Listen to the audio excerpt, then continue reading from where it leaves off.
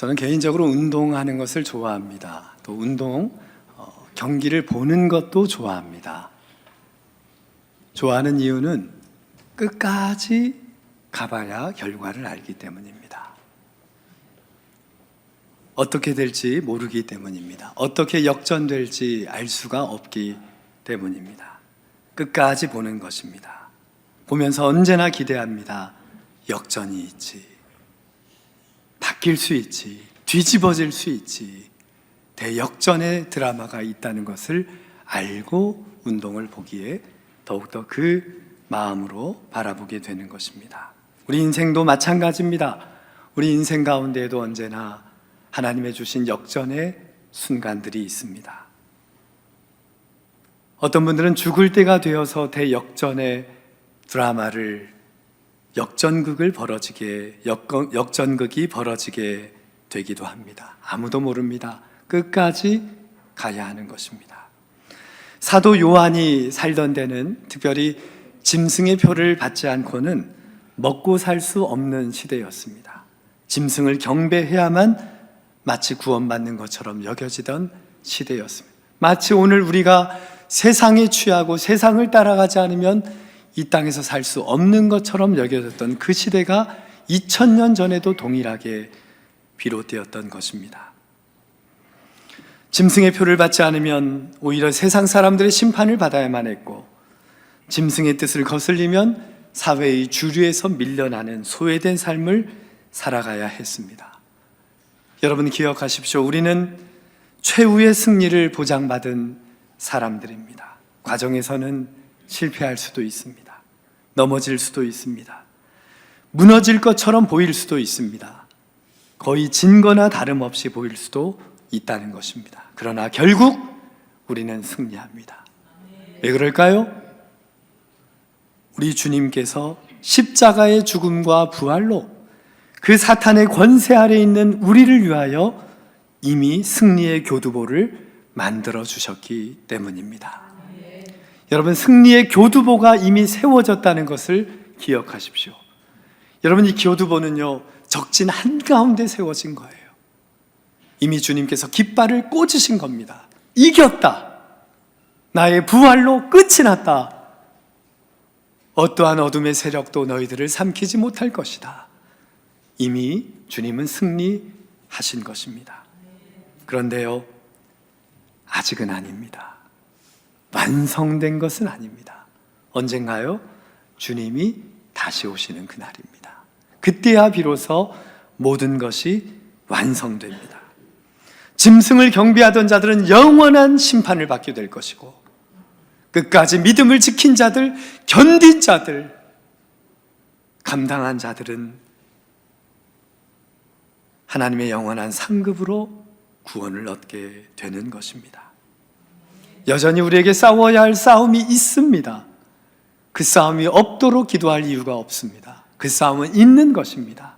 완성되는 그날까지, 우리가 주님 앞에 서는 그날까지, 이 땅의 모든 사명 감당하고 주님 만나는 그날까지 우리는 이 땅에서 계속하여 이 싸움을 싸워가야 할 것입니다. 요한계시록을 보면 끔찍합니다. 어떻게 사탄이 이렇게도 어두운 이 세상을 이토록 공격하는지요. 너무나 어둡습니다. 너무나 음산합니다. 너무나 처절합니다. 너무나 무섭습니다. 너무나 끔찍합니다. 여러분, 그래서 우리의 삶이 이렇게 어려운 것입니다. 여전히 사탄은 우리를 삼키기 위하여 몸부림을 치는 것입니다. 계시록에 보면 사탄은 붉은 용이라고 표현됩니다. 당시에는 이런 용어들을 모두 상징적으로, 은유적으로 표현했습니다. 왜냐하면 우리의 믿음이 드러나면 우리는 처형을 받았기 때문입니다. 사탄은 바로 붉은 용이라고 상징되고요, 이 사탄의 하수인들이 있었습니다. 계시록에 보면 짐승이라고 되어 있습니다. 두 짐승이 있어요. 이 세상을 다스리는, 자신의 권세 아래 놓고 용의 조종에 따라 이 세상을 다스리는 어두운 세력들입니다. 붉은 용과 두 짐승의 공격이 얼마나 끔찍한지 모릅니다. 마치 오늘 우리 이 시대 우리가 경험하는 이러한 어두움, 캄캄한 또 이러한 고난과 역경, 음침하고 무서울 뿐입니다. 그런데 오늘 우리가 읽은 계시록 14장에 보면 대반전이 일어납니다. 완전한 영적인 대반전이 일어나는 것입니다. 붉은 용과 두 짐승의 끊임없는, 거침없는 무차별한 공격을 끝까지 감당한 이들, 끝까지 믿음을 지킨 이들이 어떻게 영광을 누리게 되는지를 너무나 아름답게 묘사해 줍니다. 저는 성경에서 가장 아름다운 본문 중에 하나로 이 본문을 늘 생각합니다. 계시록 14장에 이 아름다운 시온산에서의 하나님의 영광을 노래하는 성도들의 모습, 구원받은 백성들의 부르는 감격의 노래, 최종 승리의 모습을 우리는 늘 기억하며 오늘을 살아가야 할 것입니다. 이 장면에 보니까 어린 양 예수님께서 피를 흘리시고 다시 사신 모습으로 그 하나님 보좌 옆에 어린 양이 서 계십니다. 근데 어린 양은 여러분 대체 어떻게 설까요? 어린 양이 설 수 있는 건 제한되어 있습니다. 근데 어린 양은 여기서 어린 양이 아닙니다. 누구지요? 예수님입니다.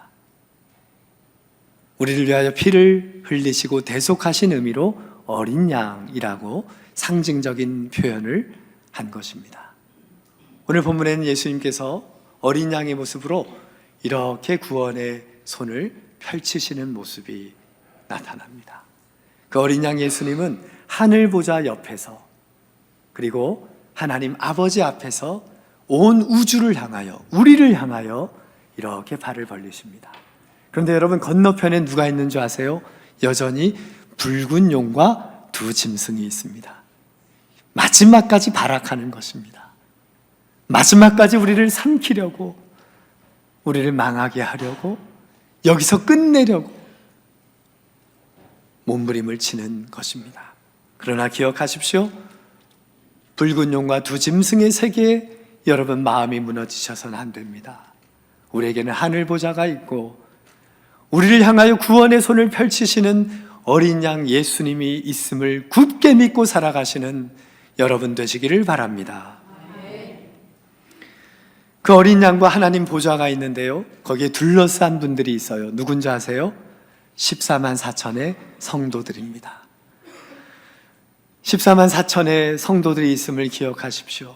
최후의 최종 승리를 얻는 구원받은 백성들입니다.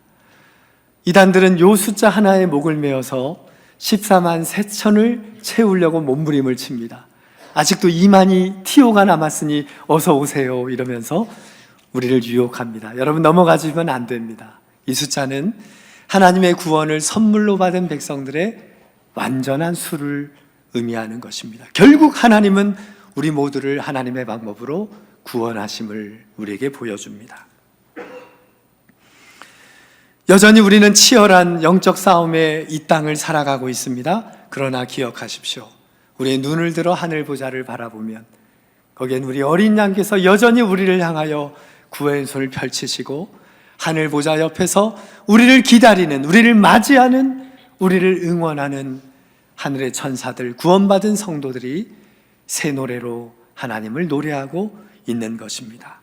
오늘 사도 요한은 이것을 깨닫게 된 거예요. 내가 지금 어렵지만, 나의 현실은 암담하지만 장차 우리가 누리게 될 영광이 있구나. 최종적인 우리의 모습이 여기에 있구나.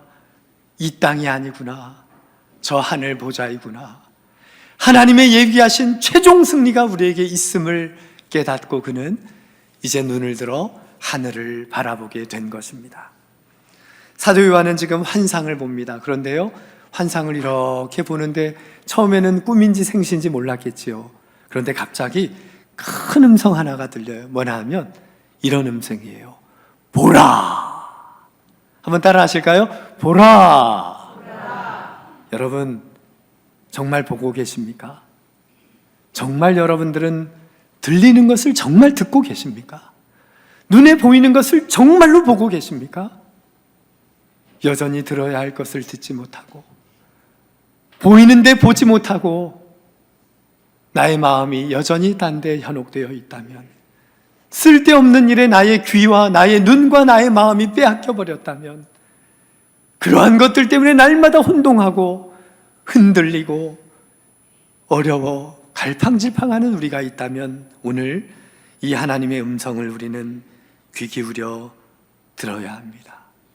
들리는 것을 똑바로 들으십시오. 보는 것을 똑똑히 보십시오. 그리고 한눈을 팔지 마십시오. 마음을 빼앗기지 마십시오. 눈에 보이는 것이 전부가 아니기 때문입니다. 이제 하나님께서 뭐라고 하시는지요? 1절의 말씀 같이 읽겠습니다. 또 내가 보니 보라, 어린 양이 시온산에 섰고 그와 함께 14만 4천이 서 있는데 그들의 이마에는 어린 양의 이름과 그 아버지의 이름을 쓴 것이 있더라. 보라! 하나님의 음성을 듣고 요한이 정신을 똑바로 차리고 봅니다. 보라는 것입니다. 가만히 보니까 어떤 산이 있어요? 시온산이에요. 여러분, 망우산보다 조금 더 천상의 산이 하나가 있어요. 그 산의 이름이 뭐게요? 시온산입니다. 새 예루살렘 성이고요, 하나님께서 영원한 생명으로 인도하시는 거룩한 산입니다. 하나님이 좌정하신 곳입니다. 시온산에 어린 양이 서 있음을 보게 됩니다. 손을 이렇게 펼치고 우리를 향하여 서 계십니다. 그 옆에 14만 4천의 구원받은 성도들이 함께 서 있어요. 그런데 오늘 본문 1절에는 그들의 이마에 뭐가 기록되어 있다고 하십니까? 어린 양의 이름, 또 아버지의 이름입니다. 어린 양의 이름 하니까 무슨 개똥이, 무슨 양의 이름, 닉네임을 생각하실 텐데 그게 아니에요. 어린 양의 이름은 무엇입니까? 예수 그리스도입니다. 오직 그들의 이마에는 예수님의 이름이 기록되어 있습니다. 그리고 그 독생자 예수를 우리에게 보내주신 하나님 아버지의 이름이 기록되어 있더란 사실입니다. 여러분의 이마에는 무엇이 기록되어 있습니까? 한번 우리 옆 사람 이마를 잠시 한번 바라봐 주시겠습니까? 예, 마스크 써도 이마는 다 보이지요? 한번 물끄러미 바라봐 주십시오. 가만히 보니까 뭐가 보여요? 주름살. 너무 주름살에 실망하지 마십시오. 저도 저희 어머님은 온라인으로 예배하시고 끝나고 나면 오늘 주름살이 3개가 있더라, 그래서 저에게 말씀하십니다. 여러분, 우리의 이마에는 주름살이 있는 것이 아닙니다. 실은 거기에는 우리 예수님의 이름, 아버지의 이름이 기록되어 있는 것입니다. 이 땅에서 여전히 우리가 세상을 살아가지만 세상과 무엇이 구별된 것입니까? 우리의 능력입니까? 우리의 소유입니까? 우리의 화려함입니까? 세상보다 앞서가는 어떤 우리의 것입니까? 아니요. 그것은 결코 우리의 것이 될 수가 없습니다.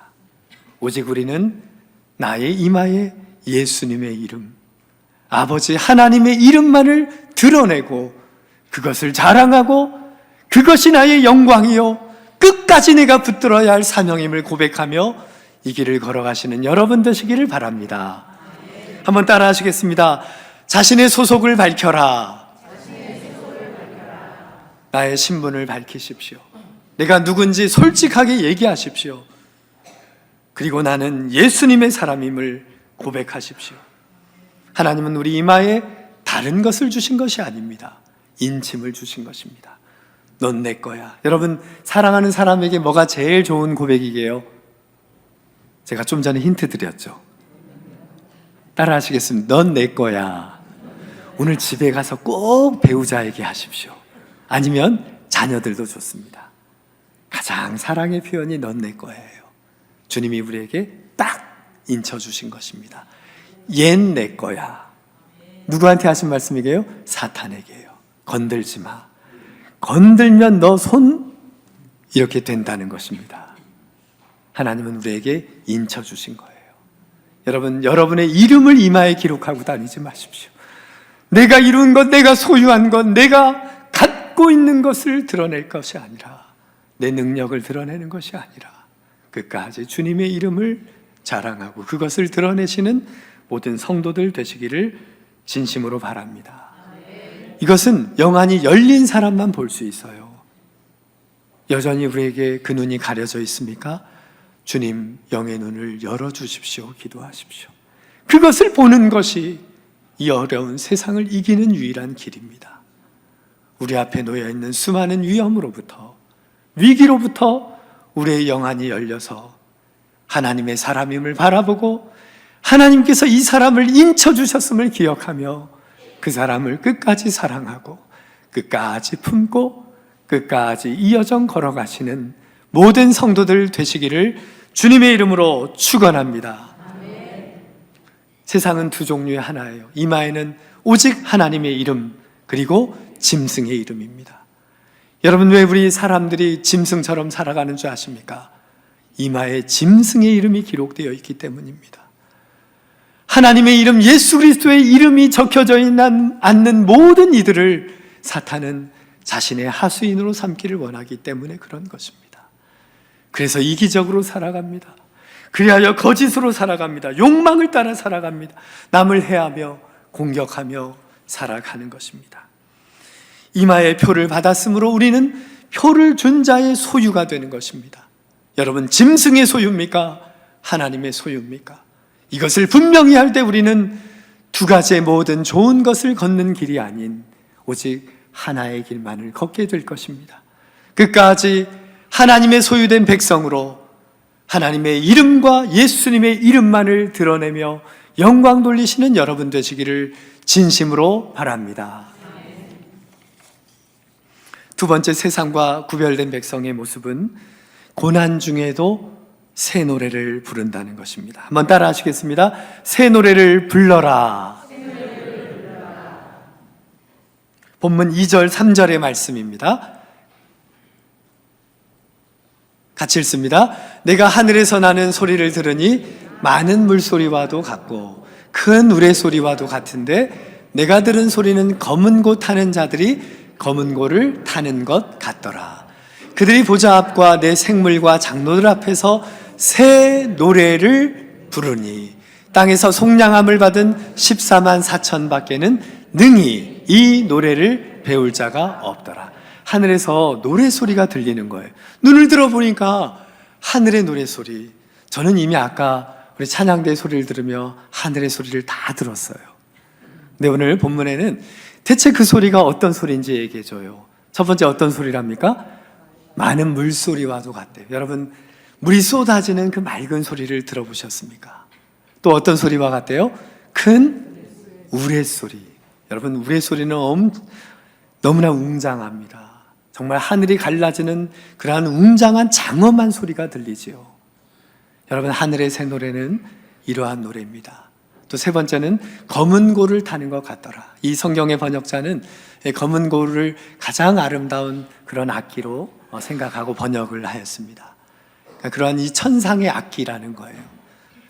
우리가 하늘에서 부르는, 또 하늘 보좌에서 주님을 부르는 이 노래는 새 노래입니다. 여러분, 대체 이 새 노래는 누가 부르는 거예요? 오늘 본문에 보니까 누가 불렀어요? 14만 4천의 성도들입니다. 여러분, 여기에 사용된 이 새 노래는 조금은 다른 의미를 갖고 있는 거예요. 보통 우리가 새 노래하면 종류가 다른 신곡을 생각할 수 있습니다. 그런데 그런 종류가 다른 노래가 아닙니다. 여기에 사용된 헬라어 카이네라고 번역된 이 단어는 바로 질적으로 완전히 차원이 다른 노래를 말하는 거예요. 우리가 하나님을 높이고 하나님을 부르는 노래는 여러분, 세상의 노래와는 질적으로 차원이 다른 노래입니다. 그래서 여러분, 이 노래는 아무나 하는 것이 아닙니다. 어떤 찬양대가 찬양대원을 모집하는데 그 위에 포스터 제목으로 이렇게 붙여놨대요. 한번 따라해 보실까요? 찬양은 아무나 하나. 찬양대를 모집하는데 찬양은 아무나 하나 이렇게 붙였대요. 물론 정말 우리는 할 수 있다는 의미를 담고 있는 거지요. 새 노래를 부를 수 있는 사람들만 가능한 것입니다. 대체 여러분, 새 노래는 무엇일까요? 그것은요, 하나님의 구원을 선물로 받은 백성들만이 부를 수 있는 노래예요. 아무 조건 없이 이렇게 문제가 많고 연약한 우리인데 사탄의 하수인으로 종노릇하며 망하고 말 우리를 구원해 주신 그 구원의 기쁨과 감격을 아는 자만이 부르는 노래, 이게 무슨 노래라고요? 새 노래입니다. 여러분, 우리는 이러한 새 노래를 부르는 자들입니다. 어려움에도 고난 중에도 부르는 노래예요. 세상은 고난 중에 노래를 부르지 못해요. 장송곡밖에 부르질 않아요. 망했다는 노래밖에 부를 수 없어요. 그러나 우리는 고난 중에 흥얼거리는 거예요. 절망 중에 노래하는 것입니다. 하나님, 그러한 나를 이미 승리하게 하셔서 내가 이 어려움 중에도 주님을 노래하게 하시고 이미 받은 그 구원의 감격으로 주님을 즐거워하게 하시니 감사합니다. 여러분, 어떠한 어려움에도 이러한 노래를 끝까지 부르며 주님께 영광 돌리는 새 노래의 백성들 되시기를 주님의 이름으로 축원합니다. 마지막 세 번째입니다. 여러분, 세상과 구별된 인생의 특징은요, 끝까지 믿음의 정절을 지키는 사람들입니다. 한번 따라 하시겠습니다. 믿음의 정절을 지키라. 오늘 본문 4절 5절의 말씀입니다. 같이 읽습니다. 이 사람들은 여자와 더불어 더럽히지 아니하고 순결한 자라. 어린 양이 어디로 인도하든지 따라가는 자며 사람 가운데에서 속량함을 받아 처음 익은 열매로 하나님과 어린 양에게 속한 자들이니 그 입에 거짓말이 없고 흠이 없는 자들이더라. 여러분, 세상에 살고 있지만 구별된 인생은 다름이 아닙니다. 끝까지 우리의 믿음을 지키는 것입니다. 끝까지 나의 순결을 지키는 거예요. 끝까지 거룩함, 그러한 삶을 살아가는 것입니다. 여러분, 음란에 빠지지 말자는 정도의 얘기가 아닙니다.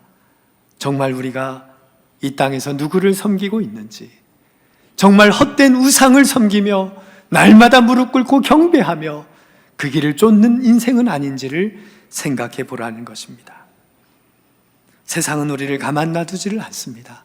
날마다 취하도록, 날마다 넘어지도록, 날마다 우리를 유혹하고 우리를 시험하고 우리에게 도전합니다. 저희 아파트에 담배에 중독된 분이 한 분 계십니다. 근데 집에서도 아마 허락이 안 된 것 같아요. 매일 밖에 나오세요.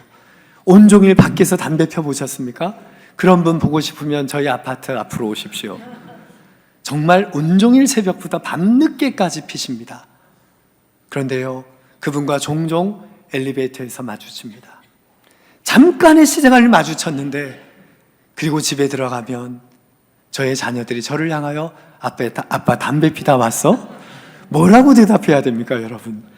대답하는 게 너무 충격적입니다. 여러분, 우리가 그렇게 연약한 존재들입니다. 그냥 그 안에서 그냥 물드는 것입니다. 옆에만 있어도 무너지는 것입니다. 넘어지는 것입니다. 우리가 그렇게 연약한 존재입니다. 그러기에 우리는 정말 이 세상에서 다른 것과 싸우지 않고 정말 이 세상과 치열한 싸움을 우리는 끝까지 해야 하는 것입니다. 하나님의 인침을 받은 성도들이 이 땅에서 그 싸움이 끝나지 않았다는 것이 바로 이것을 말합니다. 여러분, 사람과 싸우지 마십시오. 사람이 우리의 대상이 아닙니다. 세상과 싸워야 합니다. 우리를 넘어지고 유혹하고 시험하는 악의 세력과 우리는 끝까지 담대하게 맞서 싸우시는 성도들 되시기를 주님의 이름으로 축원합니다. 거룩한 성도들은 어린 양의 인도함을 따라가야 합니다.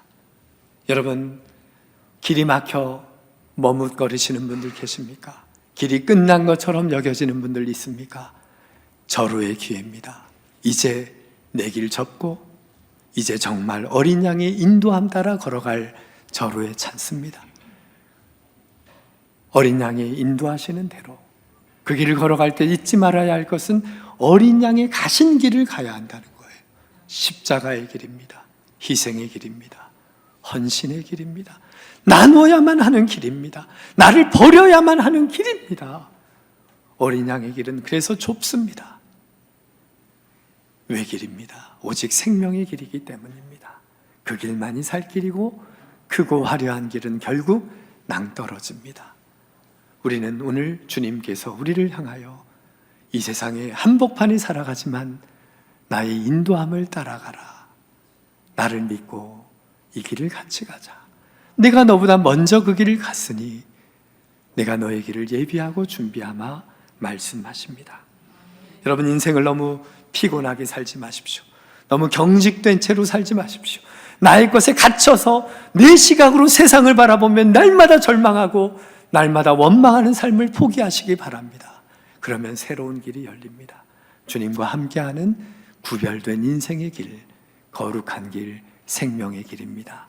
그 길을 끝까지 양보하지 않고 포기하지 않고 담대하게 붙잡고 그 길을 걸어가시는 모든 성도들 되시기를 주님의 이름으로 축원합니다. 기도합시다.